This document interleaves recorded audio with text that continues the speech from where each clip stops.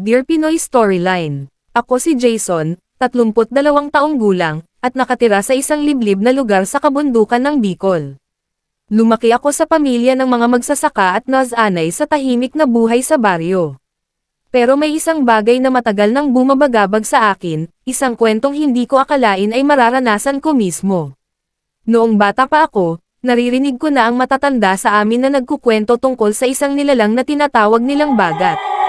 Isang anino na sama-sama sa dilim, isang halimaw na hindi mo mararamdaman hanggat hindi mo na kayang tumakbo.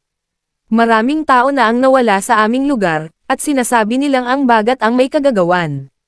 Akala ko noon, kathang-isip lang ang lahat ng ito, hanggang sa isang gabi, napatunayan kong hindi lang ito alamat. Nagsimula ang lahat nang bumalik ako sa aming bayan matapos ang ilang taong pagtatrabaho sa Maynila. Malaki na ang ipinagbago ng lugar, mas kakaunti na ang tao, mas madalang na ang mga ilaw sa daan. Tila ba mas lumalim ang katahimikan sa aming baryo.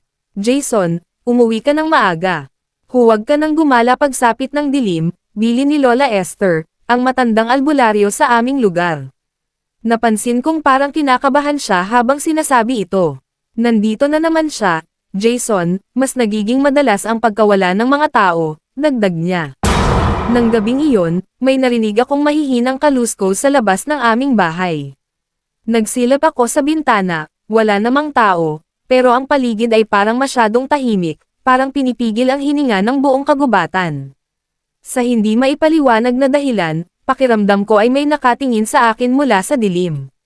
Makalipas ang ilang araw, may isang magsasakang nawala, si Mang Pedro. Ayon sa kanyang pamilya, lumabas lang siya ng bahay para magtapon ng basura at hindi na bumalik. Walang ingay, walang palatandaan kung saan siya dinala. Lalong kumalat ang takot sa baryo.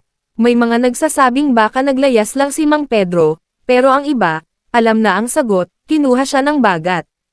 Nagdesisyon akong alamin ang totoo.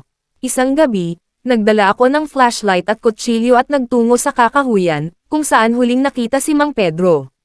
Habang naglalakad, nakaramdam ako ng kakaibang lamig sa paligid. At doon ko nakita ang isang bagay na nagpahinto sa tibok ng puso ko, may malalaking yapak sa putik, hindi pangkaraniwang laki. Tila ba hindi ito sa tao, hindi rin sa hayop. At nang magtangka akong umatras, may narinig akong mahaba at malamig na hininga sa aking likuran. Nilinggan ko ang pinagmulan ng tunog, pero wala akong nakita. Tanging kadiliman lang ang bumalot sa akin. Tila ba may mga matang nagmamasid sa bawat kilos ko. Pinilit kong kumalma at dahan-daang umatras, pero biglang nagbago ang paligid, ang mga dahon ay waring bumibigat, at ang hangin ay naging mabagal, parang humihinga mismo ang kagubatan. Bigla kong naramdaman ang isang malamig na kamay na dumampi sa aking balikat. Napasigaw ako at agad na tumakbo, hindi alintana kung saan ako dadalhin ng aking mga paa. Sa gitna ng aking pagtakbo, nadapa ako sa isang ugat. Nang tumangala ako, nakita ko siya. Isang anino na walang malinaw na mukha, isang hugis na parang hindi talaga dapat umiral sa mundong ito. Ang bagat. Sa sobrang takot, napasigaw ako habang pilit na bumangon. Hindi gumagalaw ang bagat, nakatingin lang ito sa akin, ngunit ramdam ko ang bigat ng presensya nito. Parang hinihigop ang lakas ko, parang tinatanggal ang hangin sa aking katawan. Sa huling sandali bago ako mawalan ng malay, may biglang tumawag sa pangalan ko mula sa malayo. Jason, bilis. Nakita ko si Lola Esther, hawak ang isang bote ng langis na may apoy. Itinapon niya ito sa direksyon ng nilalang, at biglang nagliyab ang paligid. Mabilis akong hinayla ni Lola pabalik sa aming bahay. Sa likod namin, narinig ko ang isang malalim at nakakakilabot na pag-ungol, kasabay ng pagkawala ng bagat sa anino ng gabi. Habang hinihingal sa loob ng bahay, tinanong ko si Lola Esther kung ano talaga ang bagat. Isang nilalang na nabubuhay sa dilim, isang anino ng mga kasalanan ng ating bayan. Hindi siya basta halimaw, Jason. Isa siyang sumpa, na pag-alaman kong matagal nang may kasunduan ang aming ninuno at ang bagat. Dati, binibigyan nila ito ng mga alay, mga hayop, minsan ay mas malala pa. Pero nang tumigil ang mga tao sa pagsunod sa kasunduan, nagsimula ang pagkawala ng mga tao. At ngayon, nagbabalik ito upang ipaalala sa amin ang lumang kasunduan. Alam kong hindi na matatapos ang lagim hanggat hindi namin hinaharap ang nilalang na iyon.